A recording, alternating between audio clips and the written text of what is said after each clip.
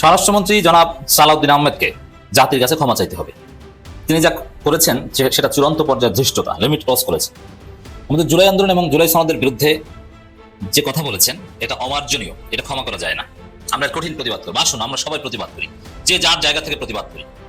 আমরা একদম অঙ্কুরে বিএনপির যে বীজ বৃক্ষ, এটার অঙ্কুর নষ্ট করে দিতে চাই, নইলে এই বিষ সমাজকে, রাষ্ট্রকে ধ্বংস করবে। বিএনপির যে বীজ বৃক্ষ, এটা সমাজকে কলুষিত করবে, একদলীয় শাসন কায়েম করবে। ইতিহাসের ভয়ঙ্করতম প্রতারক সরকার বিএনপি সরকার। এনসিপি জামাতের সাথে জোট বাঁধার পর অনেক মহল, অনেক রাজনৈতিক বিশ্লেষণ বারবার বলবার চেষ্টা করেছে যে এনসিপি একটি প্রগতিশীল দল হবার পরও কেন জামাতে ইসলামের সাথে জোট বন্ধন হলো। জামাত রাজাকারের দল, জামাত স্বাধীনতা বিরোধী দল, ইত্যাদি ইত্যাদি।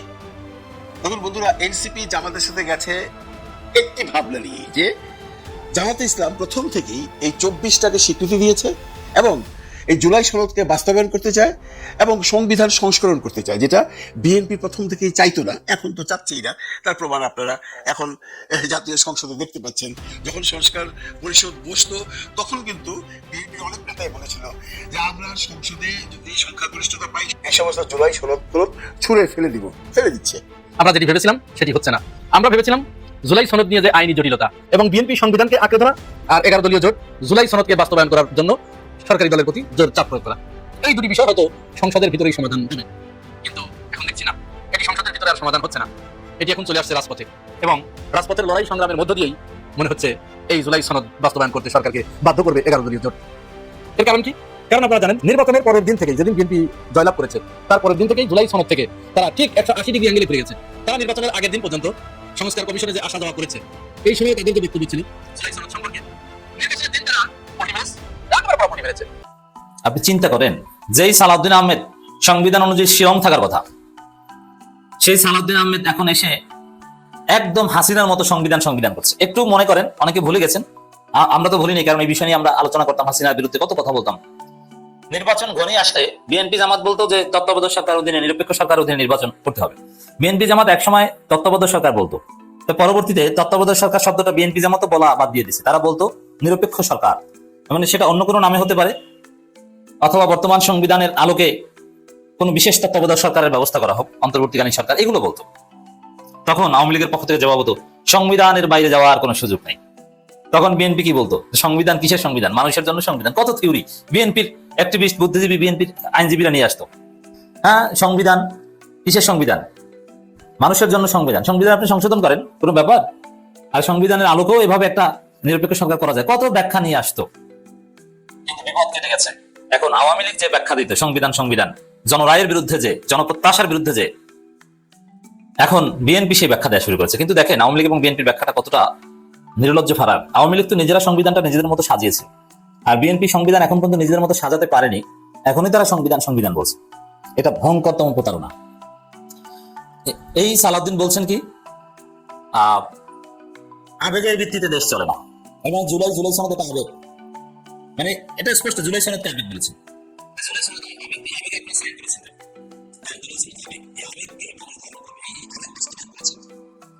সংবিধান অনুযায়ী দেশ চালাতে হবে। তো হাসিনা কোন সংবিধান অনুযায়ী পালিয়েছে? প্রধানমন্ত্রী পালিয়ে যায়, এরপরে আপনার ক্যান্টনমেন্টে গেছেন, ক্যান্টনমেন্টে যাওয়ার পরে ছাত্রদের সাথে আলোচনা করেছেন, তারপরে আবার বঙ্গভবনে গেছেন, তারপরে 3 দিন বসে একটা সরকার কাঠামো ঠিক করেছেন। এটা কোন সংবিধানের আলোকে করেছেন? সংবিধান মারাইতে আসছেন। প্রতারণার একটা লিমিট থাকা দরকার। আমার তো মনে হয় এই সালাউদ্দিনের কপালে আবার শিলং আছে, এই লোককে আবার শিলংয়ে পালাতে হবে, কারণ প্রকৃতি তাকে ক্ষমা করবে না। কারণ আল্লাহ রাব্বুল আলামিনের যে মহান নিয়ামত তিনি পেয়েছেন, কত বড় নিয়ামত, যে জীবনে বাংলাদেশের মাটির ঘ্রাণ পাওয়ার সম্ভাবনা ছিল না। শিলংয়ে ঠিক আছে, একটা এসালামের টাকায় একটা বিলাসী জীবন যাপন করতেন, কিন্তু তারপরও বাংলাদেশে আসার একটা আকাঙ্ক্ষা তার ছিল ডেফিনেটলি, কিন্তু আসতে পারেননি। আল্লাহর অশেষ রহমতে বাংলাদেশে এসেছেন, আর এখন এসে বেঈমানি করছেন। আল্লাহর গজব পড়বে সালাউদ্দিনের উপর। আমি বদদোয়া দিচ্ছি না, কিন্তু দেওয়ার দরকার নেই। প্রকৃতির কিছু রিয়ালিটি আছে, একই ভুল বারবার করলে বা নির্লজ্জ প্রতারণা করলে প্রকৃতির প্রতিশোধ নেয়। সালাউদ্দিন আহমেদ যে প্রতারণা করছেন, প্রকৃতির প্রতিশোধের মুখে পড়তে পারেন। জুলাই সনদ সংবিধান অনুযায়ী না, নাকি সংবিধান অনুযায়ী শুধু এসালমের বাইরে কোনো সংবিধান নেই। এটা হচ্ছে বিএনপি সংবিধান। এসালম বলুক, এসালম উদ্যোগ নিক যে জুলাই সনদ বাস্তবায়ন হবে, দেখবেন যে সংবিধানে অটো ঢুকে যাবে এটা। তো দর্শক, এই জুলাইকে আবেগ বলা বা আর একবার কিন্তু কার্যত ক্ষমা চেয়েছিলেন। কারণ দেখেন আমাদের দুর্ভাগ্য, যেই লোকগুলো জুলাইয়ে বাংলাদেশি ছিল না, যাদের কোনো অবদান ছিল না, তারা এসে এখন মহানায়ক হয়ে গেছে। আর যারা যুদ্ধ করেছে, জীবন দিয়েছে, তারা কিছু না। এই জন্য আসলে উদার হতে হয় না। ভুলটা হয়েছে 5 আগস্টে। যারা আন্দোলন করেছে, জীবন দিয়েছে, তারা বাদে কেউ স্টেক পাবে না, এটা হওয়ার কথা ছিল। যারা রাজপথে ছিল, এর বাইরে কেউ সুবিধা পাবে না। কিন্তু বিদেশ থেকে উড়ে এসে জুড়ে বসেছে সবাই, সালাউদ্দিন আহমেদ আরো কত কি আপনারা জানেন। আরামে বসেছিল, এখন তারা বিপ্লবের নায়ক সেজেছে, তারাই এখন সবকিছু চালায়। চিন্তা করেছেন? তাও আবার এমন একটা দেশে ছিল যে দেশ বাংলাদেশের শত্রু, যে দেশের বিরুদ্ধে বাংলাদেশের যুদ্ধটা হয়েছে কার্যত 5 আগস্ট। যারা হাসিনাকে রক্ষা করতে চেয়েছিল, কিন্তু কারণে এবং হাসিনাকে যারা আশ্রয় দিয়েছে, সেই দেশে ছিলেন সালাউদ্দিন আহমেদ। সেখান থেকে এসে তিনি এখন বাংলাদেশে অল ইন অল। আর যা যুদ্ধ করেছে তারা কিছু না। যাদের কারণে দেশটা স্বাধীন হলো, ফেসিবাদ মুক্ত হলো, সেই আসিফ নাহিদ, এরা কিছু না। তাদের কথার কোনো দাম নাই, সব দাম সালাউদ্দিন আহমেদ যা বলবেন। তিনি সংবিধান, জাতির ভবিষ্যৎ ঠিক করছেন, তিনি সবকিছু ঠিক করে দিচ্ছেন। এই যে আবেগ বলা জুলাইকে, আমরা এর তীব্র নিন্দা প্রতিবাদ জানাই। হ্যাঁ, এটা আবেগ। এই আবেগের কারণেই হাসিনা পতন হয়েছে এবং এই আবেগকে আমরা ধারণ করতে চাই। জনগণের আবেগের ভিত্তিতে দেশ চলবে, এই আবেগকেই সংবিধানে রূপ দিতে হবে। আর জনগণের আবেগের সাথে সংবিধানের সাথে কন্ট্রাডিকশন হলে ওই সংবিধানকে আমরা ছুঁড়ে ফেলবো।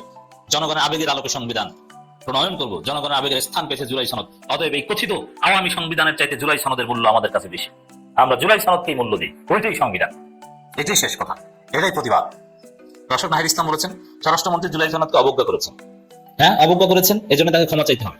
কারণ এই জুলাই সনদ শহীদদের রক্তে রঞ্জিত। এই জুলাই সনদ জুলাই আন্দোলনে বেঁচে যাওয়া গাজীদের নিঃশ্বাসের ফলে তৈরি। এই জুলাই সনদ কথিত কোনো সনদ নয়, এটা শিলংয়ে বসে রচিত কোনো সনদ নয়, এটা এসালমের কোনো প্রেসক্রিপশন নয়, এটা জুলাই সনদ। এটাকে অবজ্ঞা করলে তার পরিণতি অত্যন্ত ভয়াবহ হবে। হয়তোবা তারা এখন ক্ষমতায়, তাদেরকে অন্য কেউ কিছু করতে পারবে না, কিন্তু প্রকৃতির প্রতিশোধের মুখে পড়বেন, আল্লাহর গজব পড়বে আপনার উপর। আপনি লিখে রাখেন, আপনার কি হবে সামনে আপনি কল্পনা করতে পারবেন না। স্বরাষ্ট্রমন্ত্রী সালাউদ্দিন আহমেদ জুলাই সনদকে অবজ্ঞা করেছেন বলে অভিযোগ তুলেছেন এনসিপি আহ্বায়ক জাতীয় সংসদের বিরোধী দলের চিফ হুইপ নাহিদ ইসলাম। জাতীয় সংসদের প্রথম অধিবেশন দ্বিতীয় দিনে আলোচনা শেষে সাংবাদিকদের তিনি একথা বলেন।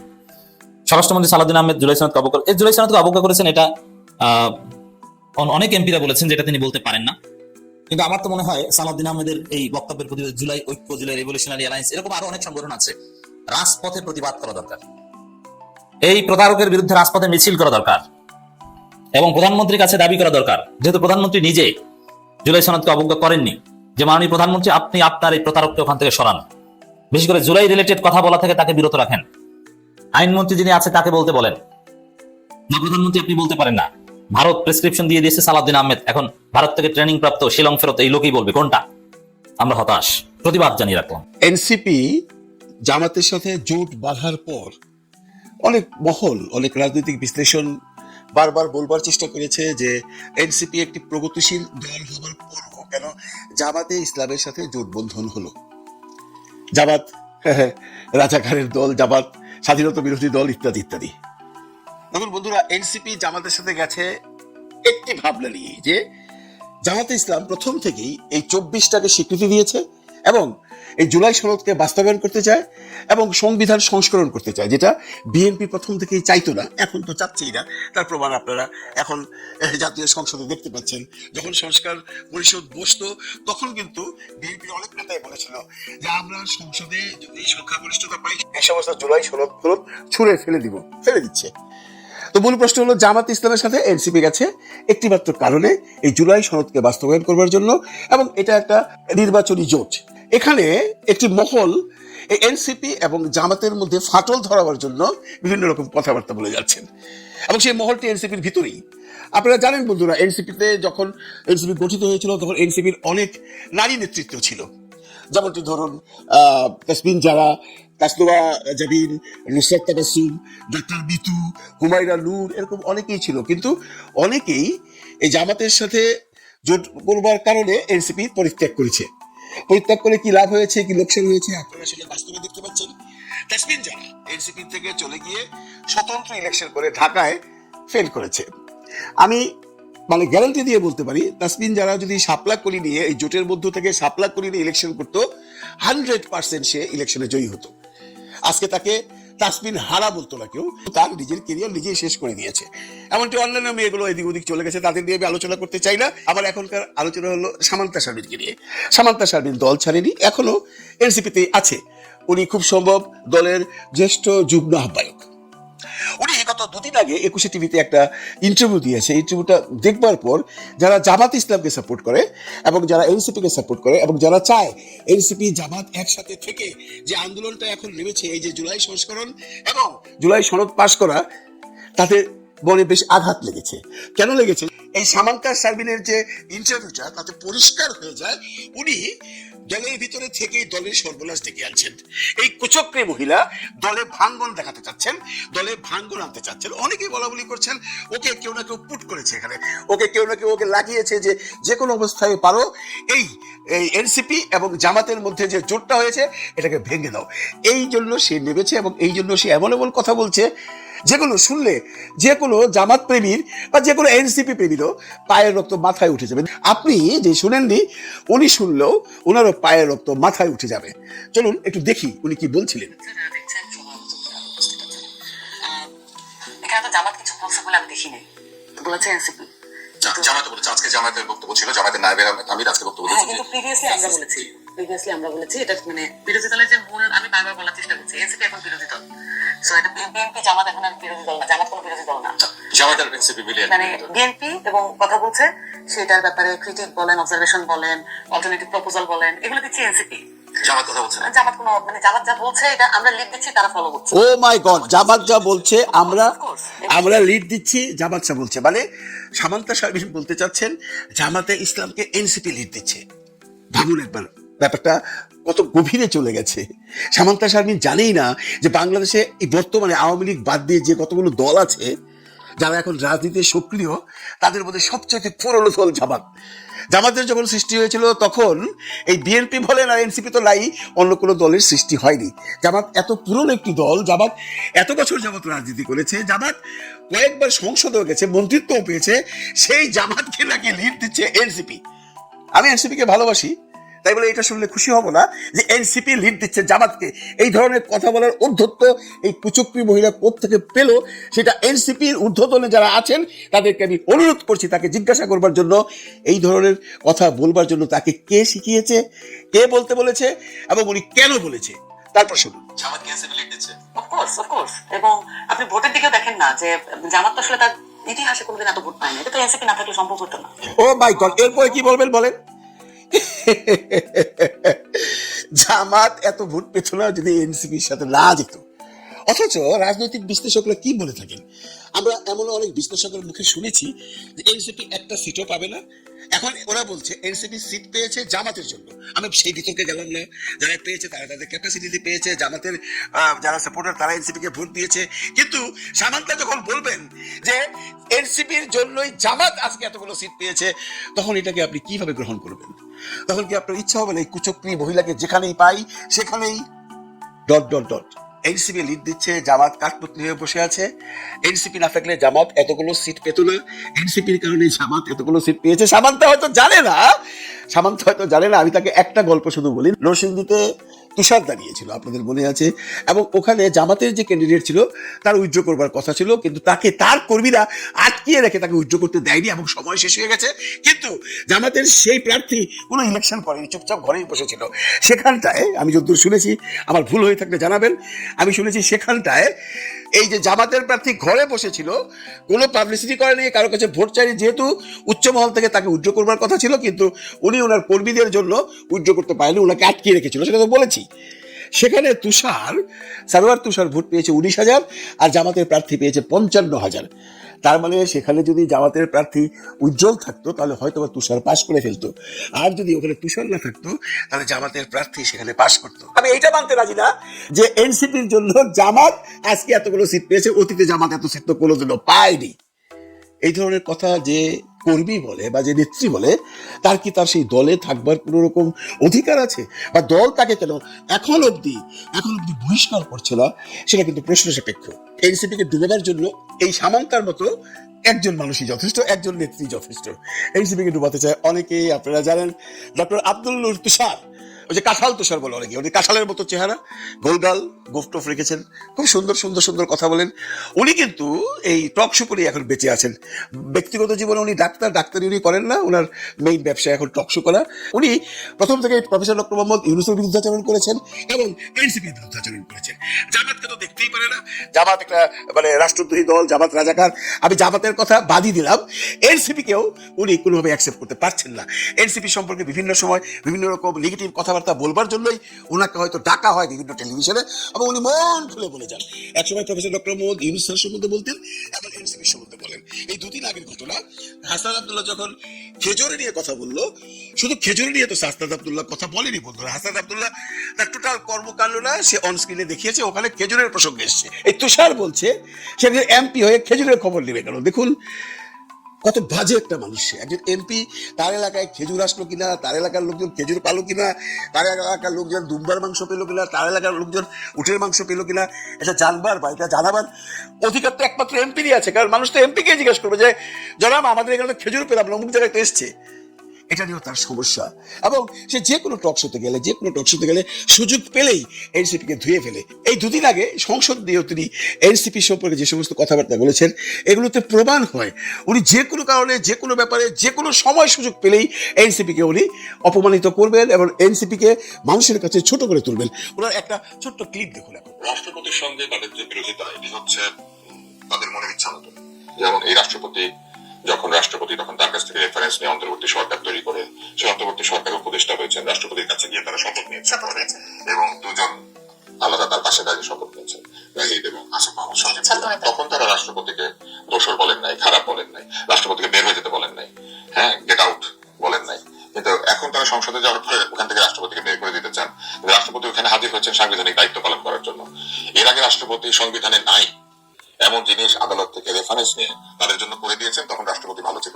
আর এখন সংবিধানে আছে, সেই জিনিস রাষ্ট্রপতি করতে গেলে তাদের ভালো লাগে না। মূলত তারাই এখানে একটা কথা বলে রাখি, এই যে উনি বললেন যে একটি সময় এই রাষ্ট্রপতির কাছ থেকেই তারা শপথ গ্রহণ করেছেন, এর একটা ব্যাখ্যা হাসান আব্দুল্লাহ দিয়েছে বা আমরাও সেটা বুঝি। ওই 8ই আগস্টের যে সময়কাল ছিল, তখন দেশের একটা সার্বিক পরিস্থিতির জন্য রাষ্ট্রপতির কাছ থেকে শপথ নেওয়া ছাড়া কোনো গত্যন্তর ছিল না। এর জন্য তখন তারা রাষ্ট্রপতির কাছ থেকে শপথ নিয়েছে, মানে নাহিদ বলেন, আসিফ বলেন, যারাই নিয়েছে। কিন্তু সেই পরিস্থিতি তো এখন চেঞ্জ হয়ে গেছে, এখন তো একটা গণতান্ত্রিক সরকার এসছে। এর জন্যই তারা বলতে চাচ্ছে যে তখনকার পরিস্থিতি আর আজকের পরিস্থিতি এক নয়। তারপর শুনুন। তারা শুধু ক্ষমতার লোভের জন্য অপেক্ষা করছিলেন, তাদের লোভের ব্যাপারে শপথ করলে তারা উপদেষ্টা হতে পারবেন সে কারণে না, মানে আমি আপনাকে লোভের বিষয়টা অন্যভাবে বলি। এদের আচরণের মধ্যে অনেক স্ববিরোধিতা আছে। এদেরকে ধরে নিয়ে প্রহার করেছিল কে? হারুন। হারুনের খাতে হোটেল, হারুনের বিরুদ্ধে একটা কথা বলে আপনি বলেন তো, খুব একটা শোনা যায় না। খুব একটা শোনা যায় নাকি? হারুনের বিচার দাবি করে হারুনকে ফেরত আনতে বলে, কিন্তু হাসিনাকে ফেরত আনতে বলে। দুজনের নামে আচ্ছা, এইটা কোনো যুক্তি হলো? হারুনের কথা কেন বলতে যাবে ভাই? ওনারা তো উবাইদুল কাদেরের কথাও বলে না, ওনারা তো আসাদুজ্জামান কামালের কথাও বলে না। ওনারা বলে যারা এইখানে জড়িত ছিল সবাইকে আমরা ফেরত চাই। হাসিনার কথা বলা হয়, হাসিনা হলো মাথা, এজন্য ওরা হাসিনার কথাই বলে। ওরা কবার বলেছে আসাদুজ্জামান কামালকে ফেরত দিতে হবে, ওরা কবার বলেছে লালককে ফেরত দিতে হবে। এখানে হারুনের প্রসঙ্গটা কেন আসলো? হারুন তো এই ব্যাপারে চুনোপুটি। কেন ওরা হারুনের কথা বলবে? তুষার সাহেব, আপনি কি উন্মাদ হয়ে গেছেন নাকি কথা বলার জন্য কথা বলেন? তারপর শুনুন। আবার বলে হারুন নাকি পিটাতো, পিটায় আবার দেখাতো, এসব বলে। এদের সমস্ত বিরোধিতা হচ্ছে এদের স্বার্থ দিয়ে পরিচালিত। আমরা যখন আন্দোলনটা শুরু হয় তখন ভেবেছিলাম যে এই আন্দোলনটা জনস্বার্থে হচ্ছে, কিন্তু আমরা দেখলাম এটা জনস্বার্থে না, এটা ঘনস্বার্থে হচ্ছে। ঘনস্বার্থটা কি? Concentrated interest based on their personal needs. তারা তাদের ব্যক্তিগত আয় উন্নতি, ব্যক্তিগত লক্ষ্য অর্জনের জন্য আন্দোলনটাকে ব্যবহার করেছে এবং সেই লক্ষ্যে যেখানে বেড়ে হচ্ছে এদের সমস্ত বিষয়টার, সমস্ত যে প্রতিবাদ, সমস্ত যা কিছু আপনি দেখেন সব তাদের স্বার্থ দ্বারা তাড়িত। কাঁঠাল সাহেব মানে কাঁঠাল রাজা, হাসিনা ছিল কাঁঠাল রানী, হলো কাঁঠাল রাজা। এই কাঁঠাল রাজা পরিষ্কার ভাষায় বলতে চাচ্ছে এই ছেলেগুলো নাহিদ, সার্জিস, হাসান আব্দুল্লাহ, এরা ওদের ব্যক্তিগত স্বার্থের জন্য এরা এই আন্দোলনটা করেছে। কিন্তু আপনাকে অত্যন্ত বিনয়ের সাথে বলছি, জনাব কাঁঠাল রাজা, আপনি কি প্রমাণ করতে পেরেছেন ওরা কোন ব্যক্তিগত স্বার্থটা উদ্ধার করবার জন্য এখনো সংগ্রাম করে যাচ্ছে? ওদের তো স্বার্থ একটাই, ওরা একটা কথাই বলছে, আমরা সংস্কার চাই, আমরা বিচার চাই, আমরা ইলেকশন চাই। ইলেকশন হয়ে গেছে, সংস্কার হচ্ছে না, বিচার চলমান। এরা তো এদের জন্য কিছু চাচ্ছে না। আপনারা কতবারই তো বলেছেন এরা বাংলাদেশের টাকা পয়সা লুটপাট করে নিয়ে গেছে, কোটি কোটি ডলার নিয়ে গেছে, কিন্তু কেউ প্রমাণ দিতে পারেননি এখন পর্যন্ত। আপনার মতো একজন বিজ্ঞ মানুষ যখন টক শোতে এসে এই ধরনের কথাবার্তা বলে, তখন স্পষ্টত প্রমাণিত হয় আপনি কোনো এজেন্ট হয়ে কাজ করছেন। That's not good, that's not fair, mister কাঁঠাল রাজা। ভালো থাকবেন সবাই, ভালো লাগবেন সবাইকে। আল্লাহ হাফিজ। আমরা যেটি ভেবেছিলাম সেটি হচ্ছে না। আমরা ভেবেছিলাম জুলাই সনদ নিয়ে যে আইনি জটিলতা এবং বিএনপি সংবিধানকে আঁকড়ে ধরা আর 11 দলীয় জোট জুলাই সনদকে বাস্তবায়ন করার জন্য সরকারি দলের প্রতি জোর চাপ প্রয়োগ করা, এই দুটি বিষয় হয়তো সংসদের ভিতরেই সমাধান হবে। কিন্তু এখন দেখছি না এটি সংসদের ভিতরে আর সমাধান হচ্ছে না, এটি এখন চলে আসছে রাজপথে, এবং রাজপথের লড়াই সংগ্রামের মধ্য দিয়েই মনে হচ্ছে এই জুলাই সনদ বাস্তবায়ন করতে সরকারকে বাধ্য করবে 11 দলীয় জোট। এর কারণ কি? কারণ আপনারা জানেন নির্বাচনের পরের দিন থেকে, যেদিন বিএনপি জয়লাভ করেছে তার পরের দিন থেকেই জুলাই সনদ থেকে তারা ঠিক 180 ডিগ্রি অ্যাঙ্গেলে ফিরে গেছে। তারা নির্বাচনের আগের দিন পর্যন্ত সংস্কার কমিশনে যে আসা যাওয়া করেছে, এই সময় তাদের যে বক্তব্য ছিল জুলাই সনদ সম্পর্কে, নির্বাচনের দিন তারা পটি মেরেছে। এবং এখন আমরা ওবায়দুল কাদেরকে যেরকম দেখেছিলাম 2009 সাল থেকে 2024 সাল পর্যন্ত কোথায় কোথায় সংবিধান, উঠতে সংবিধান, বসতে সংবিধান, খাইতে সংবিধান, শুইতে সংবিধান, প্রতিটা কোথায় সংবিধান। এবং এই সংবিধানের ভিতরে মানুষের কল্যাণের আর কিছু ছিল না। যা কিছু তারা বলতো সবকিছু শাসক দলের অধীনে যায়, শাসক দলের পক্ষে যায়, এরকম বিষয়গুলো তারা এনে এনে মানুষের সামনে তুলে ধরতো আর বলতো যে এই হচ্ছে সংবিধান, এটা আছে। মানুষ এই সংবিধান সংবিধান শুনতে শুনতেই, যার কারণে ওই বিষ আর মানুষ খেতে চায়নি। মানুষ 5 আগস্ট সংগঠিত করেছে, রাস্তায় নেমে এসে। ওবায়দুল কাদের চলে গেছে, আমরা বর্তমান স্বরাষ্ট্রমন্ত্রী সালাউদ্দিন আহমেদকে দেখছি, তিনি কোথায় কোথায় সংবিধান, এই সংবিধান তার এত ভালো লেগেছে, এইখান থেকে সে মোটে কালে তাকে টেনেও আটানোর মতো লেগে আছে, টেনেও তাকে এখান থেকে আর নামানো যাচ্ছে না। সংবিধান তার চাই, যদিও এই সংবিধানের কিছু অংশ বাদ দিয়ে কিছু অংশ তাদের কাছে ভালো লেগেছে। ঠিক সূরা বাকারায় ওই যে 275 নম্বর আয়াত আল্লাহ যখন সুদের আয়াত নাযিল করে, ওইখানে কিন্তু আল্লাহ জানতো যে মানুষের চরিত্রটা কি হবে। ওইখানে বলে দিয়েছে যে তোমরা কি এই কিছু অংশ মানবা এবং কিছু অংশ মানবা না। আরো এক জায়গায় বলছে আফাতুমিনুনা বিবাদিল কিতাব ওয়া তাকফুরুনা বিবাদিল কিতাব, তোমরা কি এই কিতাবের কিছু অংশ মানবা আর কিছু অংশ মানবা না, এরকম হবে? এরকম তো হবে না। এটা আল্লাহ জানতো মানুষের চরিত্র সম্পর্কে। তো সালাউদ্দিন আহমেদ এই সংবিধানেরই একটা অংশে তারা শপথ নিয়েছে। রাষ্ট্রপতির অর্ডিন্যান্স কিন্তু দুটোই, গণভোট রাষ্ট্রপতির অর্ডিন্যান্স, এই নির্বাচন রাষ্ট্রপতির অর্ডিন্যান্স।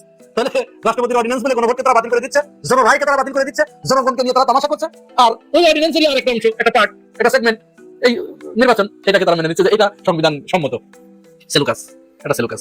অনেকেই বলছে যে এটি বিএনপির রাজনৈতিক দূরদর্শিতা। না, এটি রাজনৈতিক দূরদর্শিতা নয়। এইটাকে যদি আপনি রাজনৈতিক দূরদর্শিতা বলেন, তাহলে রাজনৈতিক দর্শিপনা কোনটা, রাজনৈতিক বেহায়াপনা কোনটা, রাজনৈতিক মুনাফিকি কোনটা? জনগণকে বোঝাতে হবে, এটি জনগণকে বোঝাতে হবে। আপনি যদি রাজনৈতিক দূরদর্শিতা এবং রাজনৈতিক বেহায়াপনার ভিতরে, রাজনৈতিক মুনাফিকের ভিতরে পার্থক্য আপনি তৈরি করতে না পারেন, তাহলে জনগণ আপনাকে কি দেখে আপনার পিছনে থাকবে? যাই হোক, সংসদে যেহেতু এই আলোচনার আর কোনো সমাধান হচ্ছে না, বিএনপি এখান থেকে আর আসবে না। কারণ অনেকেই এখন বলতে শুরু করেছে যে বিপদ কেটে গেলে মানুষ বিএনপি হয়ে যায়, এটাই বাস্তব। তো 11 দলীয় জোট তারা সাংবাদিক সম্মেলন করে পরিষ্কার করে বলে দিয়েছে যে না, সংসদে যেহেতু আর আলোচনার পরিবেশ নাই, বিরোধী দল বলছে যে আমরা চেয়েছিলাম সংসদের ভিতরে বসে আলোচনা করে আমরা সমাধান করব। যেহেতু নিজেদের মন গড়া ব্যাখ্যা সালাউদ্দিন সাহেব বারবার দিচ্ছে, এবং তিনি ওই নড়ে চড়েই খাসকারা কুমিরের সেই গল্পের মতো, আপনারা জানেন ওই গল্পে আমি এখন যাচ্ছি না, উনি নড়ে চড়েই সেই খাসকারা কুমিরের গল্পের দিকে চলে যাচ্ছে। সংবিধানের বাইরে যাওয়ার কোনো সুযোগ নেই, এগুলো আমরা বুঝি। সংবিধানের বাইরে আপনি এখন হঠাৎ করে কেন এত সংবিধানের প্রেমে পড়ে গেলেন, এগুলো আমরা বুঝি। কারণ এই সংবিধানে জয়নুল আবেদিন ফারুক বলেছে যে 2032 সালের যে নির্বাচন, এই নির্বাচন তারেক রহমানের অধীনে হবে। অশুভ সংকেত, এটি অশনি সংকেত। শেখ হাসিনা যেরকম সংবিধানের দোহাই দিয়ে, কারণ এই 72 সংবিধান এগুলো আছে, জনগণকে পেশ মারার সবকিছু বন্দোবস্ত ওইখানে আছে, যার কারণে সংবিধান থেকে সে বের হতে চায়নি। ওই সংবিধানের ভিতরে থেকেই তো সে স্বৈরাচার হয়েছে, ওই সংবিধান তো স্বৈরাচার তৈরি করেছে। এখন ওই সংবিধান থেকে যদি বিএনপি বেরিয়ে আসে, তাহলে শেখ হাসিনা যা করে গিয়েছে এরা তো এটা করবে। এদের এক মগজের ভিতরে এই জিনিসটা আছে। শুরু থেকে এটি আমাদের কাছে কেন মনে হয়েছিল, আসলে রাজনৈতিক দলদের চরিত্র বিশ্লেষণ করলে তারা কোন দিকে পা ফেলছে বোঝা যায়। যখনই বিএনপি বারবার এই হঠাৎ করে 72 সংবিধানের প্রেমে পড়ে গেল এবং ওই সংস্কার কমিশনের বিভিন্ন বিষয়গুলো মানতে চাচ্ছিল না, যে জিনিসগুলো বাংলাদেশের মানুষ চায়, সেখানে তারা নোট অফ ডিসেন্ট দিয়ে রেখেছিল, তখনই আমাদের কাছে মনে হয়েছিল যে এরা সুযোগ পেলে এই সংস্কার মানবে না। তারা ওই হাসিনা যা করে গেছে তার ভিতরেই তারা থাকবে, কারণ প্রতিশোধ নিতে হবে।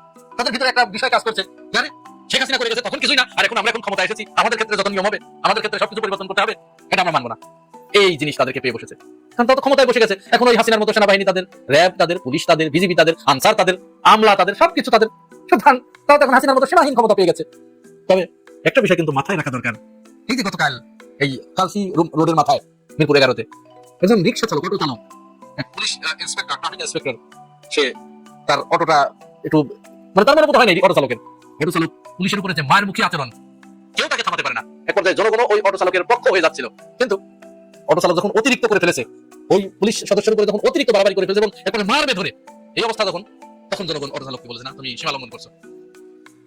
এই বিষয়টা কিন্তু একটু মাথায় রাখা দরকার। মানুষের ভিতরে শেখ হাসিনাকে তাড়ানোর পরে এই বাংলাদেশের মানুষের কলিজাটা প্রথমে এক কাঁচা ছিল, হাসিনাকে তাড়ানোর সময় ওইটা একটু ফুলে ফেপে হাফ কেজি হয়ে গিয়েছিল, আর হাসিনাকে তাড়ানোর পরে ওইটা এখন 1 কেজি হয়ে গেছে কলিজাটা। সুতরাং এইটা মাথায় রাখতে হবে, জনগণ যেটা চায় সেটা তারা আদায় করে নেওয়া শিখে গেছে। আবেগ দিয়া এইসব রাষ্ট্র চলে না, আইন কানুন দিয়া চলে। উনি আবার সেই সংবিধানকে সামনে নিয়ে আসছে, সংবিধান দিয়েই দেশ চলে, আইন দিয়া দেশ চলে, কানুন দিয়া দেশ চলে, আবেগ দিয়া দেশ চলে না। কোনো আবেগের স্থান নাই ওনার কাছে। আবার উনি এর আগেও কিন্তু একবার বলছিলেন, এই যে জুলাই সনদকে নিয়ে খায় না মাথায় দেয় না কি জানি বলছিল, যে এটা কি কোন লিঙ্গ খায় না মাথায় দেয়, এটাও বলছে উনি, অথবা বিএনপির কোন নেতা বলছে যেটা খায় না মাথায় দেয়। আর উনি বলছিল এটা লিঙ্গ কি, মানে স্ত্রীলিঙ্গ না পুংলিঙ্গ না হিজড়া। আজকেও কিন্তু সংসদে ওইটা বলতে গিয়ে থাইমা গেছে, কারণ সংসদ ভবন তো পবিত্র জায়গা, ওখানে এসব কথা বলা যায় না, বাইরে হলে হয়তো বলতো। কিন্তু উনি লিঙ্গ খুঁজা পাইতেছে না জুলাই সনদের, এই গণভোটের হ্যাঁ না ভোটের লিঙ্গ খুঁজা পাইতেছে না। আর ওনার আরেকটা প্রশ্ন কঠিন, সেটাও কঠিন। হ্যাঁ ভাই, ওটা শুনে না কষ্ট পাইছি। আমি জানি না আপনাদের মনে এই কষ্টটা আসবে কিনা, আমি ব্যক্তিগতভাবে কষ্ট পাইছি। উনি বলছে এই যে প্রায় 70% মানুষ হ্যাঁ ভোট দিছে, এটা বুঝা দিছে কি না বুঝা দিছে। উনার প্রশ্ন অনেকেই বুঝেই নাই, না বুঝেই নাকি ভোট দিছে। মানুষকে এত বেকুব ভাবলে হয়? উনি আরো প্রশ্ন তুলছে, ওর মধ্যে 4টা ভাগ ছিল, ক খ ঘ, এগুলা মানুষ বুঝে নাই। আচ্ছা ভাই, যদি নাই বুঝা থাকে নির্বাচনের আগে বলতেন যে এটা তো মানুষ বুঝবে না, নির্বাচন দিয়ে লাভ নাই, এখন বললে হবে? এখন বললে তো হবে না। আর উনি কথায় কথায় কিন্তু সংবিধানের কথা বলে। আর আমার না ভাইসা উঠে, আমার চোখের সামনে ভাইসা উঠে আপার চেহারা। আপা কিন্তু একই কথা বলতো, সংবিধান সংবিধান, সংবিধানের বাইরে যাওয়া যাবে না, সংবিধানের ভিতরে থাকাই সব কিছু করতে হবে। 5ই আগস্টের ওই 36 দিন যা কিছু হয়েছে ওইটাই সংবিধানের ভিতর দিয়ে হয়েছে। আর কিছুদিন পর এই কথাই বলা হবে, যা কিছু হয়েছে সংবিধানের ভিতর দিয়া। কিন্তু কথা হয়েছে আসলে কি এটা সংবিধানের বাইরে কোনো দাবি বা আইন কানুনের বাইরে যায় কোনো দাবি জানাচ্ছে? না, একদম না ভাই। এই গণভোট আইন কানুনের ভিতরেই, এই সংবিধানের ভিতরেই আছে। তো এই সংবিধানের ভিতরেই, এই সংবিধানেই লেখা আছে মহামান্য রাষ্ট্রপতি যেসব অধ্যাদেশ দিবে সেগুলো সবই আইন। মহামান্য রাষ্ট্রপতি যেসব অধ্যাদেশ জারি করবে সেগুলাই আইন। উনি যে একসঙ্গে 2টা ভোট দিছে না, হ্যাঁ ভোট না ভোট, আর এই সংসদীয় ভোট, এটাই আইন। উনি যে লেখছে, উনি যে আদেশ করছে, এটাই আইন, এটাই আছে সংবিধানের লেখা। আমার কথা ভুল হলে কেউ চ্যালেঞ্জ করতে পারেন, আমি কিন্তু কোনো বানায় টানায় কথা বলতেছি না। আর সংবিধান এমন কিছু না যেটা কেউ পড়তে পারবে না। আজকাল তো ভাই পড়তে হয় না, গুগলে যা সার্চ করেন পাওয়া যাবেন, জেমিনিতে জিজ্ঞাসা করেন পাওয়া যাবেন, এনআইপিএসে জিজ্ঞাসা করেন পাওয়া যাবেন, টোটাল ডিটেইলস আপনি পাওয়া যাবেন। ওই সংবিধানের মধ্যেই আছে মাননীয় রাষ্ট্রপতি যা অধ্যাদেশ জারি করবে সবগুলাই আইন। এই যে হ্যাঁ ভোট না ভোট এবং সংসদীয় ভোটের জন্য যে অধ্যাদেশ জারি করছে সেটাই আইন হয়ে গেছে ওই সংবিধান অনুযায়ী। কেউ যদি ভুল প্রমাণ করতে পারেন সামনে এসে কইরা দেখান। এখন দেখেন সালাউদ্দিন সাহেব বারবার দেখায় ওই আদালতের দিকে দেখায়, আঙ্গুল ইশারা করে। আইনের ব্যাপার এটা, আইন কি বলে আমরাও দেখুনি। আইন কি বলে? আইন কি বলবে? রাষ্ট্রপতির অধ্যাদেশগুলো বেআইনি কাজ ছিল, তাইলে তো ভাই পুরো নির্বাচনটাই বেআইনি হয়ে যায়, বাতিল হয়ে যায়, অবৈধ হয়ে যায়, তাই না ভাই? অনেকে বলতে শুনেন না যে এখনো তো আমাদের দেশের প্রধানমন্ত্রী শেখ হাসিনা, হ্যাঁ মাননীয় প্রধানমন্ত্রী শেখ হাসিনা। অনেকে এমন কমেন্ট কিন্তু করে, কারণ কি ওই সংবিধান আজকে নাহিদ ইসলাম দাবি করছে যে সংবিধানের মধ্যে তো আছে বঙ্গবন্ধুর ছবি পিছনে থাকতে হবে, যেমন টাঙ্গায় রাখতে হবে সরকারি অফিসে, এমবাসিতে এবং পৃথিবীর যেখানে যেখানে বাংলাদেশের রাষ্ট্রদূত আছে তাদের অফিসে টাঙ্গায় রাখতে হবে কার ছবি? বঙ্গবন্ধু শেখ মুজিবুর রহমানের ছবি। ওইটাই সংবিধানে আছে, তাহলে সেটা কেন রাখতেছেন না? সংবিধান মানি আবার মানি না, এটুক মানুম না। ওই যে গোলাম পারওয়ার সাহেব যেভাবে বলছে না, সুন্দর একটা উদাহরণ দিছে। বাচ্চা ওষুধ খাইতে চায় না, বাচ্চার জ্বর, কিন্তু ওষুধ খাবে না। মার মাথায় বুদ্ধি যাচ্ছে, আচ্ছা তাহলে খাওয়াইতাছি, কেমনি খাস না তুই দেখে নেবো। একটু পরে মা রসগোল্লা নিয়ে আইছে, বাবা রসগোল্লা খাইবা? হ্যাঁ মা খাবো। মা দিছে, খাইতেছে। মা রান্না করে গেছে, একটু পড়াইছে, জিজ্ঞাসা করছে খাইছ? হ্যাঁ মা খাইছি, বিচিটা ফালাইয়া দিছি। বুঝছেন ব্যাপারটা? মা ওই ট্যাবলেটটাকে রসগোল্লার ভিতরে ঢুকাই দিছিল, ভাবছিল পোলায় খায়া ফেলাইবো, কিন্তু পোলায় তো বিচিটা ফালাইয়া রসগোল্লা খাইছে। তার মানে কি রসগোল্লাটা খাইবেন, বিচিটা ফালাই দিবেন? যে মির্জা আব্বাস তিনি আর আমাদের মাঝে নেই, তিনি আল্লাহর ডাকে সাড়া দিয়ে তিনি চলে গেছেন। এখন চারোদিকেই এটা ছড়িয়ে ছিটে যাচ্ছে। তবে কথা হচ্ছে বাংলাদেশের বেশ কিছু গণমাধ্যম, আপনার কি বলে একদম প্রথম সারির যে গণমাধ্যমগুলো আছে তারাও এগুলা প্রকাশ করছে যে মির্জা আব্বাস উনি আর আমাদের মাঝে নেই। বাস্তবতাকে তিনি কি আসলেই আল্লাহর ডাকে সাড়া দিয়ে চলে গেছেন আমাদের ছেড়ে, নাকি তিনি এখন পর্যন্ত জীবিত আছে? বা তিনি চলে গেলেই বা তাকে সিঙ্গাপুর কেন নিয়ে যাচ্ছে, যেহেতু উনি মারা গেছেন? আপনারা সংবাদ মাধ্যমে শুনলেন বাংলাদেশের মিডিয়াগুলা প্রকাশ করছে বা দাবি জানাচ্ছে বিএনপির ভেরিফাইড ফেসবুক থেকে নাকি এগুলা প্রকাশ করা হচ্ছে। অন্তত আমি তদন্ত করে বা ঘাটাঘাটি করে এই ধরনের কোনো কিছু পাইনি। তবে কথা হচ্ছে বাংলাদেশের গণমাধ্যমগুলো এগুলো প্রকাশ করছে। কিছু মানুষের আকার ইঙ্গিত যাচ্ছে যে হয়তো বা মির্জা আব্বাস উনি আর আমাদের মাঝে নেই। আচ্ছা, তিনি এবার কেয়ার হসপিটালে আছেন। অনেক আগে, মানে 2 দিন আগে শুনেছি ওনার মাথায় নাকি অস্ত্রোপচার করা হবে। আবার শুনলাম ওনাকে নাকি গতকালকে সিঙ্গাপুর নিয়ে গেল। আবার শুনলাম এটা, আবার শুনলাম সেটা। আপনাদের হয়তো অনেকের মনে নাই, দর্শক বন্ধুরা ভিডিওটি খুবই গুরুত্বপূর্ণ, একটু মনোযোগ সহকারে শুনবেন। হয়তো আপনাদের অনেকের মনে নেই যে আমাদের বাংলাদেশের সাবেক প্রধানমন্ত্রী খালেদা জিয়া, ওনার সময়কালীন কিন্তু ঠিক এই ধরনের ঘটনা কিন্তু ঘটেছে। কাজেই আমরা খুব পরিচিত কিন্তু এই যে আপনার সিঙ্গাপুর নিয়ে গেল, সিঙ্গাপুর আইলো বা গেল না, আপনার কি বলে যান্ত্রিক ত্রুটি দেখা দিয়েছে, আপনার বিমান, আপনার অ্যাম্বুলেন্সে কি বলে সমস্যা হয়েছে, তাই না? এই ধরনের অনেক বার্তা কিন্তু আমরা দেখেছি। মির্জা আব্বাসের বেলায় কি আসলে সেগুলাই ঘটছে নাকি? ঢাকা 8 আসন নিয়ে এত প্রতিযোগিতা, নাসিরউদ্দিন পাটোয়ারির জামাত শিবিরদের, কোনোভাবেই যাতে জামাত শিবিরের আপনার হাতে ঢাকার 8 আসন চলে না যায়, কোনোভাবে এই ধরনের আসলে পায়তারা বা লক্ষ্য বা উদ্দেশ্য কি বিএনপির হাইকমান্ডের আছে?